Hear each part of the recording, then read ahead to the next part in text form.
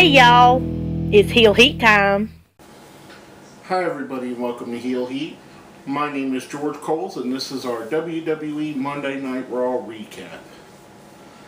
Let's go right into it. The first segment is our so-so portion of the night, the part where you could live with or without, or parts of the show. The overall theme of it was a Christmas theme, being it's Christmas week. We had the Authority, Triple H and Steph, and Kane come down, followed by Orton, kind of laid the groundwork for the night. Same as your basic Raw, except Kane hits his pyro and shoves candy into a little kid. I could have done without it just because we see it so much. Next thing on this list is Curtis Axel versus Sin Cara. Now this could have easily bumped up into the good section if they got rid of the Sin Cara lighting. I think Hunico is actually a better Sin Cara than Mystico ever was. I think him and Curtis Axel put on a good match. The lighting, the Sin Cara lighting is so distracting that I just didn't care about the match. It was solid. It really honestly was. Sin Cara picks up the solid win. Going forward, renewing a push with the new person playing him, which I think it's funny that JBL tried to hammer that fact in even though we're not really supposed to know. Next thing, another thing that was hampered, actually most of these were hampered by the gimmick of the night. The present on the pole match, Fandango versus Ziggler. Why, when you got two athletes that are this good, why have a stupid gimmick match that nobody gives a shit about? It was like Vince Russo came back to write this. And I get it, Fandango wins a Intercontinental title shot. Could have just had a straight up '1 contender match with two awesome wrestlers, but you choose to go the Christmas gimmicky route. It wasn't fun, it wasn't exciting, it was boring and stupid, in my opinion. Same thing with the next match. Could have been something great. The Primetime Players versus the Uso Brothers. Two really good tag teams. Overwhelmed by the fact that at the end of it, you got one of the Usos putting on the Rudolph nose before he does the big splash, and then everybody doing the millions of dollars dance together. Again, the Christmas themes really starting to hurt the product during this show. And that's just my opinion.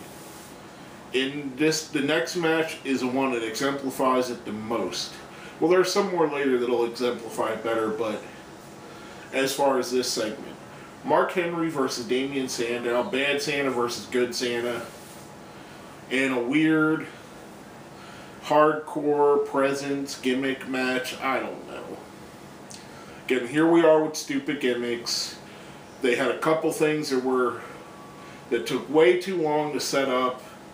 The match could have been so much better if it was just Mark Henry versus Damian Sandow. Two really good wrestlers. Let them fucking wrestle. This is the point.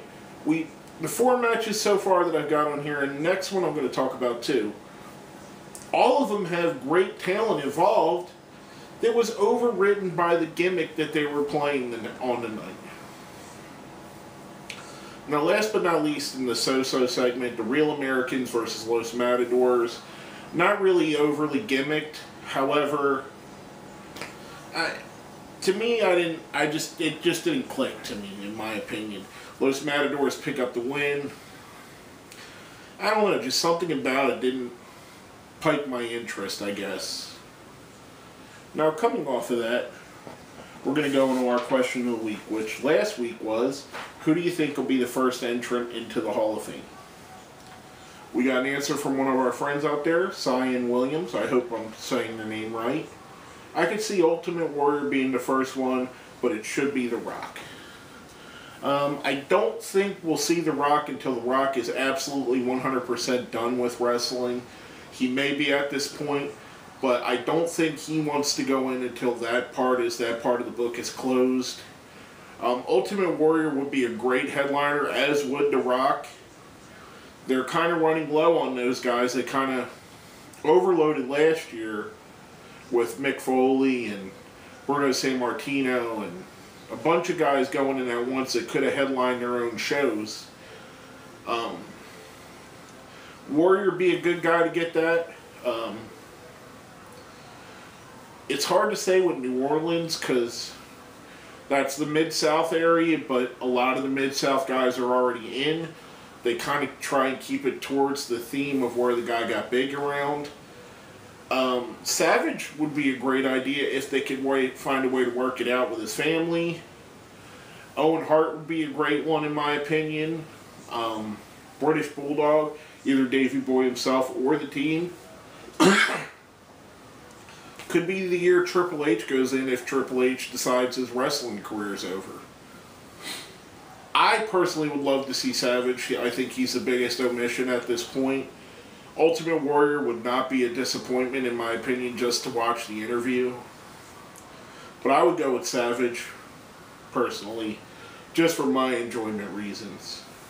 Now coming off of that, we're roughly a month away from the Royal Rumble. Every year we have some surprise entrants in the Royal Rumble. My question to you guys is, who would you like to see as the surprise guy in the Rumble? Let us know what you think. Hit us up on Facebook, hit us up on Twitter, put it down where? Down in the comments. Now we're going on to the bad segment of the show. And believe it or not, a lot of the stuff that I already talked about could have easily slid into this segment. I didn't want to be too negative about the show though. But this stuff I just couldn't help but be. The first was the Total Divas versus the Other Divas. I didn't even care enough, and neither did Michael Cole, to know who all the participants were. At one point, Cole calls Summer Rae, Rosa Mendez. He calls her Rosa Mendez, which AJ Lee gets on him right about. The Rocket style linking arms and knocking other wrestlers down was absolutely one of the worst things I've seen in my 30 years of watching wrestling. I was thoroughly and utter embarrassed by this segment. It was just terrible. Really, really terrible. They have really good women wrestlers here that they can make a credible division out of. Instead, we get this horse shit week after week. Another thing of horse shit, the Christmas Carol contest. Sorry guys, I read it as I wrote it. You had the two members of 3MB versus R-Truth and Xavier Woods versus Santino and Khali. Santino and Khali wins somehow. I don't freaking know how. This was just terribly, mind-numbingly dumb. This segment was horrible. It made me want to regurgitate. It was so bad.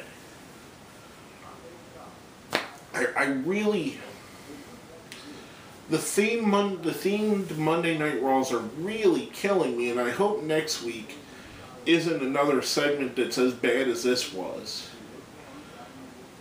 Now going back to there was actually even a horrible match during the night. We had Kofi Kingston versus Ryback. No interest at all in it. I didn't care who won. These are two guys that they couldn't have done worse with over the last year. Kofi Kingston was somebody I was actually a fan of. I still think he's got a tremendous amount of talent. He's never going to be nothing more than a glorified jobber to the stars. Which is a shame. They could have made him much more than what he is. And Ryback, I'd really be surprised if we make it to 2014 without Ryback being fired. I mean, he continues to fail at everything they put him in. And it's not for lack of dedication, not for lack of trying, just he's not good. I apologize. I mean, you can have all the heart and all the care in the world. If you have zero charisma, zero in-ring talent, zero connection with the fan, unfortunately, you gotta go. And I really don't see Ryback making it through the year as someone on the roster without, at the very least, being sent back to NXT yet again for another gimmick change.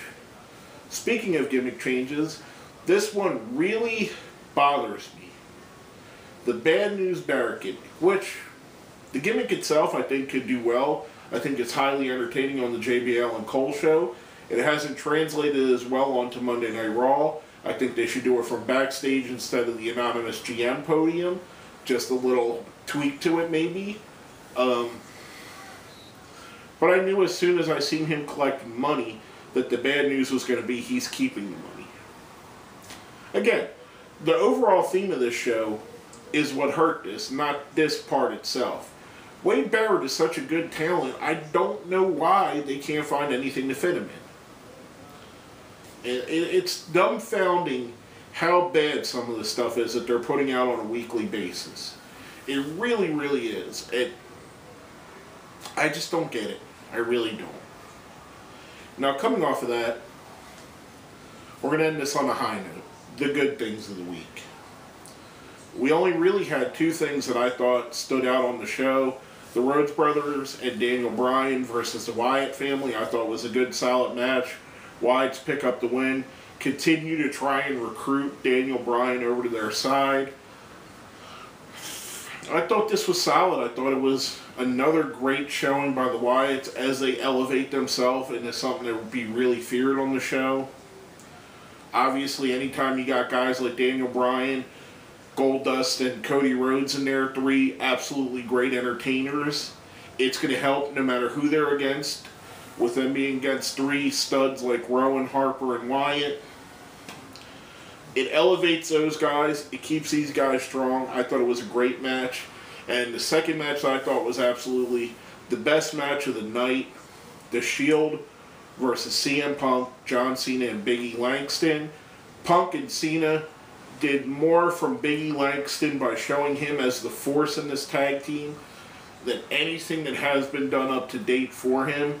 This guy is going to skyrocket to be a superstar. He's going to be as big as Ryback should have been. I could see him easily, very easily, being this decade's answer to Batista, who will be coming back soon. Big E looking very strong. Cena and Punk looking good as always. The Shield looking good as always. Great way to end the show after basically more than 2 hours of pure garbage, which is going to bring us right into our ratings for the week. Now, if you've seen the show before, we have a 1 to 5 scale. 1 being the one being the worst, 5 being the best. The show's so bad, it's making me stutter. 1 is a colleague, great colleague. 2 is a Heath Slater. 3 is a Randy Orton. 4 is a CM Punk. 5 is a Daniel Bryan. I am giving this show a 1, a great colleague. Couple redeeming matches on the show. Other than that, utterly terrible. One of the worst Monday Night Raws of the year. I really, really hope next week's is better. Even if it's okay, it'll be better than this pure garbage, hot fucking roll of shit that they gave us. But it is what it is. The theme Monday Night Raws are always terrible. They could be better, but they choose not to be. They try to be funny, they're not funny. They try to be cute, they're not cute. They can make it good, fun, family entertainment and make it interesting for us, but they don't. But basically, that's what I have to say about that. My name is George Coles, and this has been another episode of Heel Heat.